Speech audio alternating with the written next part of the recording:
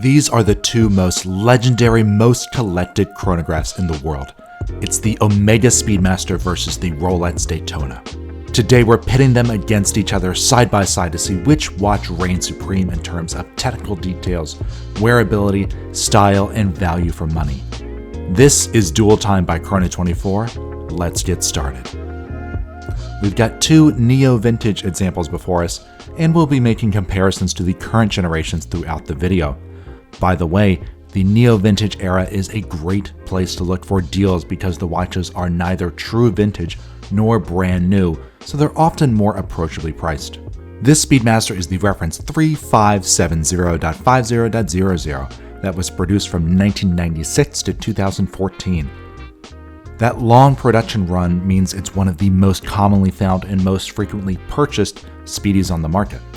This Rolex Daytona 16520 was produced from 1988 to the year 2000. It's the first Daytona to feature an automatic movement, although it's not a movement made by Rolex. We'll talk more about that later. This is also the first automatic Daytona, as well as the first with a 40mm case, the first with a sapphire crystal, and the first with actual consumer demand. Before this reference, Daytonas would often sit on shelves for months, if not years, before purchase. Much like the Speedmaster, the design of the Daytona has slowly evolved over time, because why fix what isn't broken? So what sets these watches apart besides their price tags? Let's talk through how each watch wears and performs day to day to see where the differences lie. This Daytona measures 40mm in diameter, 46.2mm lug to lug, and 12.4mm thick. This Speedmaster, by contrast, measures 42mm in diameter, 48.2mm lug to lug, and 13.8mm thick. The latest generation of the Speedmaster Professional is a bit more compact at approximately 47.5mm lug to lug and 13.2mm thick. The latest generation Rolex Daytona measures 40mm wide as before, but is slightly longer and thinner at 47.6mm lug to lug and 11.9mm thick. When you put these watches on the wrist, you'll notice that they wear a little differently than the numbers may suggest. The Daytona wears slightly smaller than some other 40mm watches thanks to its relatively thin profile and its relatively short lug to lug.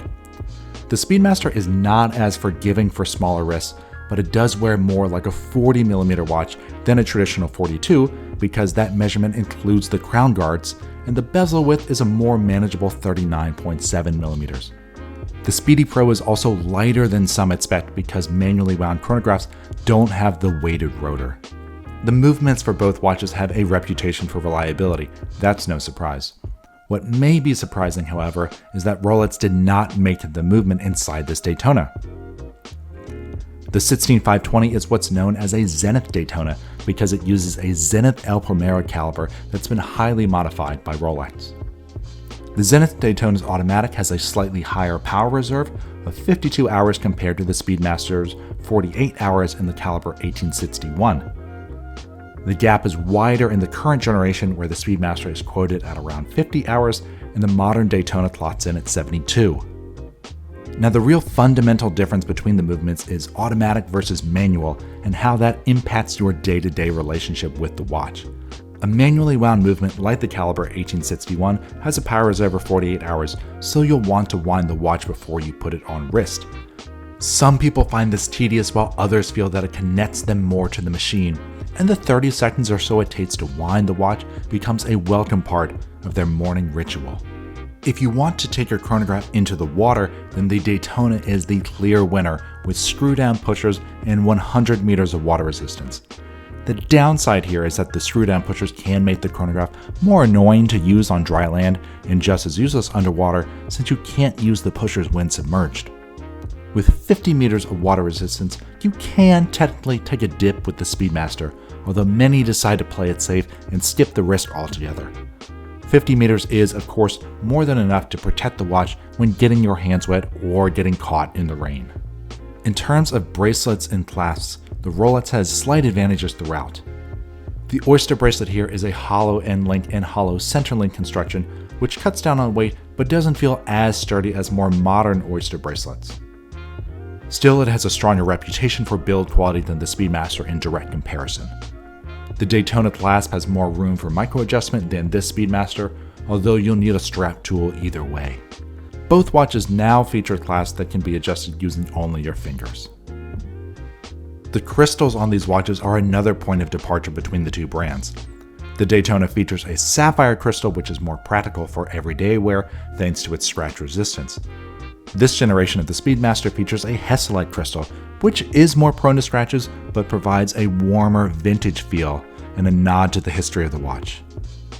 The current Speedmaster Pro is available with your choice of a Hesselite crystal or a quote sapphire sandwich with a sapphire crystal over the dial and in the display caseback. Before we get to the question of which watch is a better value, we'll ask the question of which watch is more stylish. And frankly, this is something only you can answer.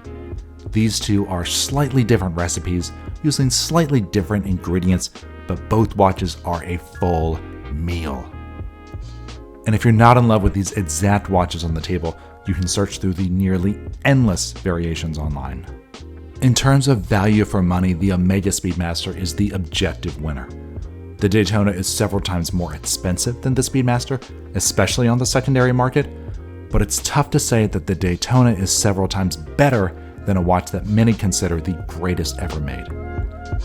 Still, these watches do feel different and do affect the people around you differently. The Speedmaster may be a better value, but for many, the Daytona remains the ultimate grail.